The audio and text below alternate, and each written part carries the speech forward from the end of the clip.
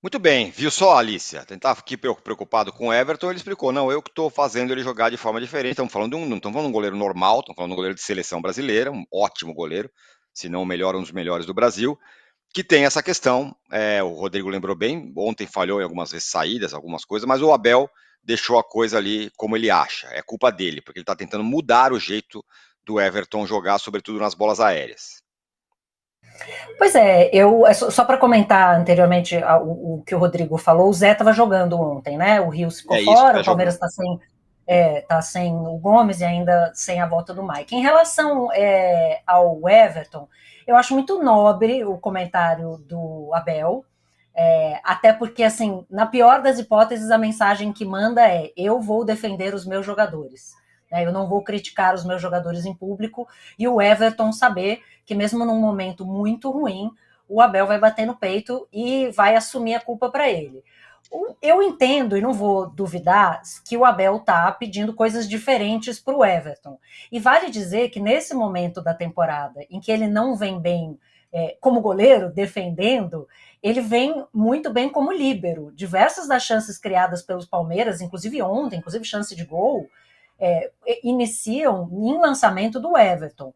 Então, nesse momento do contra-ataque, nesse momento de, né, fazer o lançamento rápido e preciso, porque não basta o goleiro conseguir, né, iniciar a jogada rapidamente, ele precisa fazer isso com precisão. O Everton, de fato, está muito bem. Ele tem sido parte importante do movimento ofensivo do Palmeiras. Mas é claro que a principal função dele é defender, né, é proteger o gol. E ele teve uma falha bizarra no jogo contra o Corinthians, que acabou permitindo o empate com o gol do Garro de falta. E ele ontem realmente saiu muito mal do gol. É importante a gente notar, eu não tenho a menor condição, por não fazer parte da família do Everton, de dizer se isso teve impacto ou não, mas ele teve uma questão pessoal séria nas últimas semanas, que foi uma ação policial no Acre, envolvendo o primo dele, que resultou na morte de uma tia do Everton, uma tia direta, né, irmã, e que pode ter tido um peso, pode ter tido um abalo emocional, não sei, mas é fato que, independente do que o Abel está pedindo para ele está inseguro, ao que parece. Sai mal do gol e não era uma característica que ele tinha antes. Então, eu entenderia mais a fala do Abel se a gente dissesse: não, o Everton era um goleiro que não saía e agora começou a sair e está errando e é um processo de aprendizagem. Não, o Everton é um goleiro que historicamente saiu bem do gol. Né? Temos aí vários exemplos de goleiros que saem muitíssimo mal e não era o caso do Everton. Então, acho que ele passa por uma fase, talvez, de ajuste, sim, tático, de acordo com o que o Abel pediu. E o que ele disse ontem é muito inteligente. Eu acho que são poucos os times que aproveitam essa habilidade, essas possibilidades do goleiro para armar contra-ataques rápidos. Mas é fato que ele está numa fase ruim. Né? Ele não tem tomado boas decisões.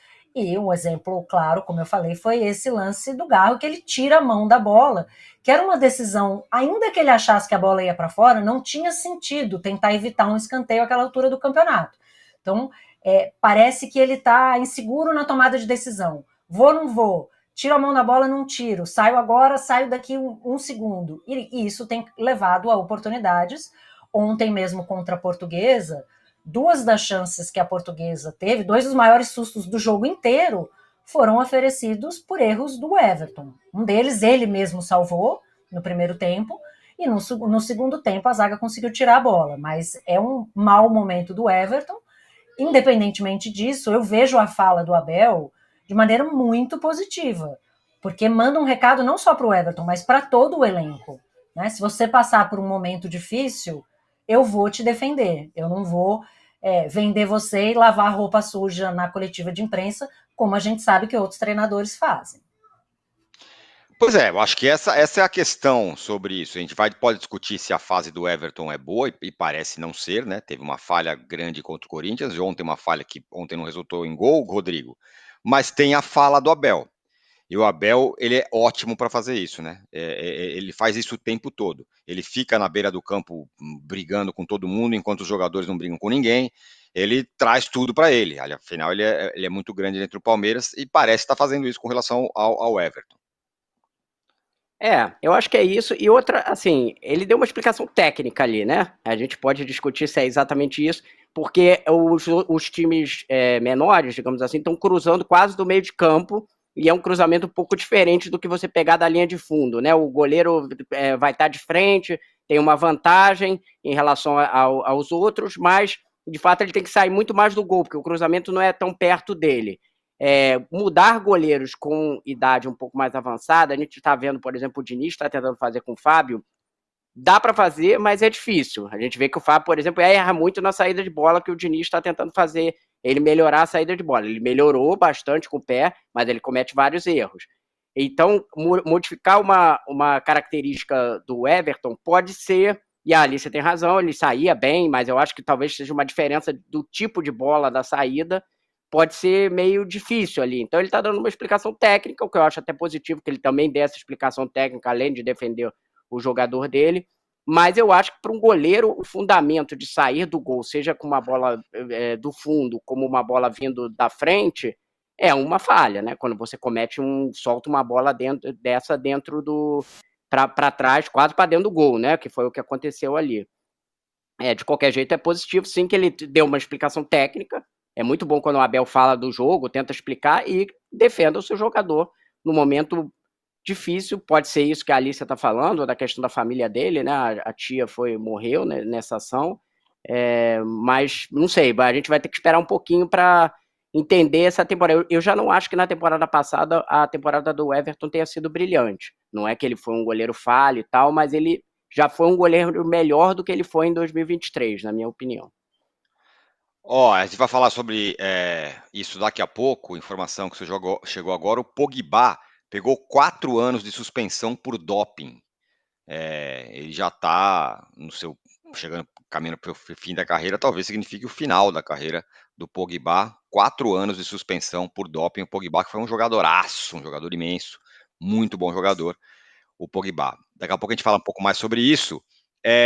O fato é que o Palmeiras, com o Everton falhando, não está caminhando para ter mais uma vez a melhor campanha da fase de classificação no Campeonato Paulista. Vai ser isso ter o terceiro ano seguido, Alicia, para a gente fechar o assunto Palmeiras.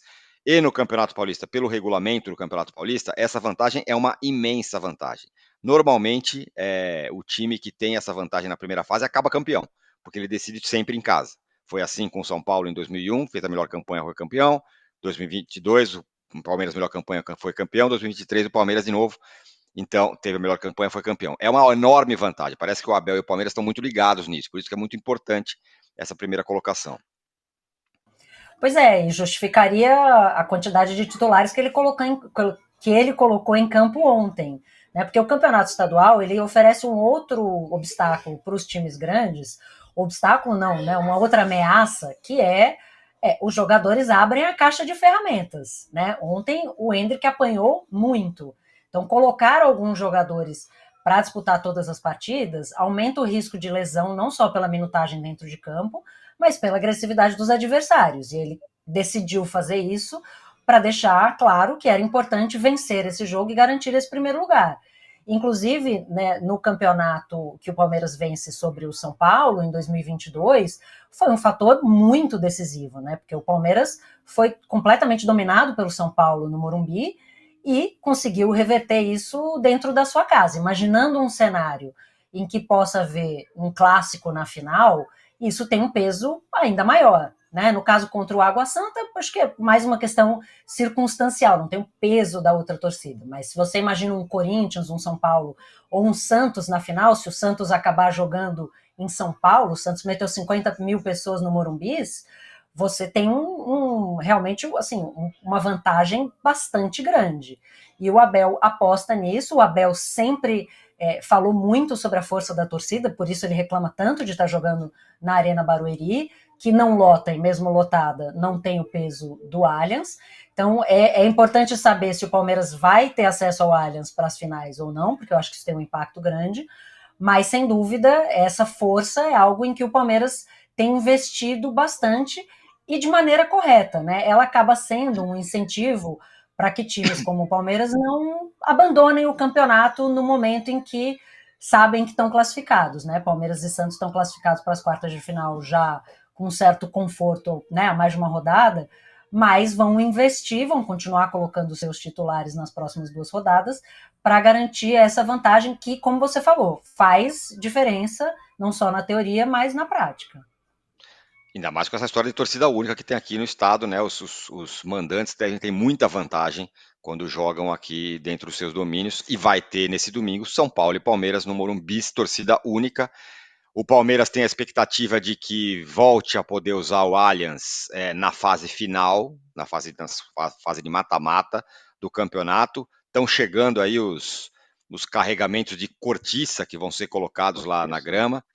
Tem um amigo meu que está falando que estão fazendo igual fizeram com o Igor Coronado, seguindo lá o navio pelo avião, pelo flight aware, o avião com as cortiças. Ah, chegou um, chegou outro, já chegaram 2. O Paulo Massini, amigo meu, está acompanhando todos os caminhos aí dos navios, dos aviões, com a cortiça para chegar para o Palmeiras poder voltar a jogar no Allianz. Qual